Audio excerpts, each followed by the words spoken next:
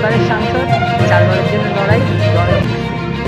একটা দল বলছে যে নরেন্দ্র মোদীর গ্যারেন্টি, তুমি এই গ্যারেন্টির বিষয়ে ওই গ্যারান্টি মানে পুরো পুরো ঢপের গ্যারান্টি। ওনার গ্যারান্টি কিচ্ছু হয়নি আজ পর্যন্ত। এই 15 লাখ টাকা বলেছিলেন, কিচ্ছু পায়নি লোকেরা। তারপরে হচ্ছে প্রত্যেকটা বেকারের চাকরি, হ্যাঁ, তা কোনো কিছুই হয়নি। বছরে 2 কোটি বেকারের চাকরি, কিছুই একটা কেউ বলতে পারে না কোনো ওয়ার্ড থেকে যে হ্যাঁ আমার এখান থেকে একটা কেন্দ্রীয় সরকারি চাকরি পেয়েছে। তা আর আমাদের দিদি যেটা বলে সেটা বাস্তবে রূপায়ণ হয়। কারণ আপনারা দেখছেন যে 500 টাকার যে লক্ষ্মীর ভাণ্ডার, সেটা 1000 টাকা বলেছে, এসি ওবিসিদের জন্য 1200 টাকা বলেছে, সেটা একদম পুরো বাস্তবায়িত হয়েছে। প্রত্যেকটা মানুষ উৎসাহী এবং সবাই এর জন্য মানে দিদির উন্নয়নকে সামনে রেখে সবাই।